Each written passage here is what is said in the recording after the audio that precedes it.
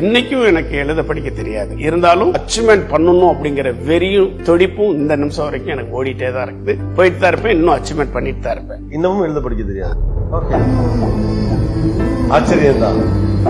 ஆனா அந்த 10 வயசுல எல்லாரும் மாதிரி பள்ளிக்கூடத்துக்குலாம் போக முடியலன்னு வருத்தம் இருந்தது. ரொம்ப வேதனையா இருக்கும். நைட் எல்லாம் அழுகுவேன். நிறைய இடத்துல நான் ஃபாரின் போயிட்டு நிறைய இடத்துல எனக்கு தெரியாம பாத்ரூம்லயே பொம்மை படம் போட்டிருந்தா தான் டக்குன்னு போவேன். இல்லன்னா எழுத்து போட்டிருந்தா எனக்கு புரியாது. கொஞ்சம் யாராவது ஜென்ஸ் ஒரு உள்ள போனாதான் நான் அவன் பின்னாடி போவேன். சோ இந்த மைனஸ் பிளஸ் பண்ணணும்ன்றது எனக்கு வெறி.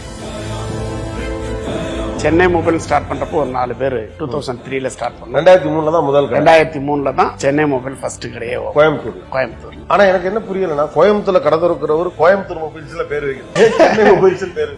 எனக்கு இந்த ஊர் ரொம்ப பிடிச்சிருந்தது.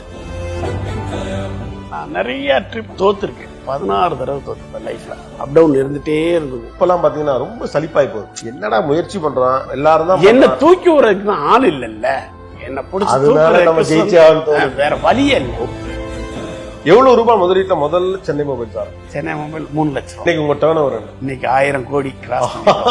1000 கோடி இருக்கத வச்சுட்டு ஏதாவது எப்படியாவது பிழைக்கணுங்கிற கஷ்டம் இருக்கப்ப கூட பெருசா வரணுங்கிற எண்ணம் எப்படி வந்துச்சு? அந்த நம்பிக்கை எப்படி வந்துச்சு? நாங்க இருந்த கடையில வேலை பார்த்துட்டு இருந்த கடைக்கு முன்னாடி ஒரு துணியை வச்சு வித்துட்டு இருப்பாங்க. அதுல திறமையா ஒருத்தர் நல்லா செயல்படும். அப்படி எங்க கடை சேலை காட்டிலையும் அவர் ஜாஸ்தியா பண்ணுவாங்க. என்னன்னா கஸ்டமர்கிட்ட நல்லா பேசி நல்ல பொருளை கொடுத்து அந்த கஸ்டமரை பிக்கப் பண்ணி ரெகுலரா வர்ற மாதிரி அவர் பிசினஸ். ஏன் இவரை மாதிரி நம்ம செய்யக்கூடாது? சின்ன முதலீடுல எப்படி வர முடியாதா? ஏன் வரலாமே அப்படின்னு சொல்லிட்டு அவரை பார்த்து அந்த விஷயத்தை இம்ப்ரெஸ் ஆகி. 13 வயசுல எப்படி கடை போட்டீங்கன்னு? சின்ன பையன் எப்படி சொந்தமா கடை போடுங்கிறது? அதான் பிளாட்பாரத்துல கடை போட்டு அது ரெடி ஆகி ஒரு 14 வயசு வரப்ப தனியா ஒரு கடை ஒண்ணு, சின்ன கடை ஒண்ணு, பர்ஃபியூம், பாடி ஸ்ப்ரே, இந்த மாதிரி ஐட்டம் எல்லாம் ரொம்ப இம்ப்ரெஸ்ஸா இருக்கும். அப்ப அந்த காலகட்டத்துல ரொம்ப ரேரா இருக்கும். நல்ல பர்ஃபியூம் கொடுத்தோம்னா நல்லா இருக்கும். அப்ப அந்த குவாலிட்டி நல்ல பொருள் கொடுக்க ஆரம்பிச்சா கஸ்டமர் திரும்ப வருவாங்கன்றது அது எனக்கு நல்லாவே தெரியும். எங்கேயும் இல்லாத பொருளை கொடுத்தோம்னா அதுக்கு நமக்கு ஒரு தனி மரியாதை இருக்கும். அப்படிங்கிறது ஒரு என் கடைக்கு வர்றதுக்கு ஒரு காரணம் இருக்கணும். வாடிக்கையாளர் கண்டிப்பா குவாலிட்டி இருக்கணும், அல்லது வேற எங்கேயும் கிடைக்காதுப்பான்னு இருக்கணும். ஒண்ணும் இல்லைனாலும் அந்த பையன் நல்ல பையன்பா, அதுக்காக இல்ல இது மாதிரி. கண்டிப்பா எனக்கு நீங்க சொல்லிட்டு இருக்கப்பதான் ஒரு விஷயம் ஞாபகம் வருது. நம்ம எங்க இருக்கிறோங்கிறது முக்கியம் இல்ல, என்ன ஆகணும்னு நினைக்கிறோங்கிறதா முக்கியம்.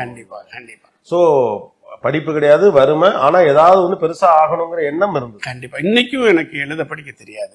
இருந்தாலும் என்னால அச்சீவ்மெண்ட் பண்ணணும் அப்படிங்கிற வெறியும் துடிப்பும் இந்த நிமிஷம் வரைக்கும் எனக்கு ஓடிட்டே தான் இருக்குது. போயிட்டு தான் இருப்பேன், இன்னும் அச்சீவ்மெண்ட் பண்ணிட்டு தான் இருப்பேன். இன்னமும் எழுத படிக்க தெரியாது. ஆச்சரியம் தான். ஆனா ஒரு 14 வயசுல சின்னதா கடை போட்டாச்சு. எப்ப இந்த போன் பிசினஸ்க்குள்ள வரணும் அப்படிங்கிற எண்ணம் வந்து? நான் அதுக்கப்புறம் இந்த எலக்ட்ரானிக் பொருள் விற்கணும்ன்றது அடுத்தது எனக்கு ஞாபகம். அப்ப அந்த games, calculator, walkman, CD player, அதெல்லாம் ரொம்ப ஆமா அந்த டயத்துல தான் அந்த எலக்ட்ரானிக் ஃபீல்ட ஒட்டியே வந்துட்டு இருக்கிறப்ப அந்த 94, 93ல பேஜர் வந்துச்சு. ஆர்பிஜி பேஜர் சென்னையில. அப்ப நான் எங்க ஃபாஸ்டா இருக்கணுமோ அங்கதான் இருப்பேன். எங்க நல்ல விஷயம் தெரியணுமோ அங்கதான் இருப்பேன். யார் பெரியவங்களோ அவங்களோட தான் சேருவேன். சின்னவங்களோட சேர மாட்டேன். நாலேஜபிளா யார் பேசுறாங்க, புதுசா யார் சொல்லி கொடுக்குறாங்க, அவங்களோடய டிராவல் பண்ணுவேன். குழந்தைங்களோட விளையாடாம கொஞ்சம் மெச்சூர்டா இருக்கு, பெரியவங்களோட தான் பழகு.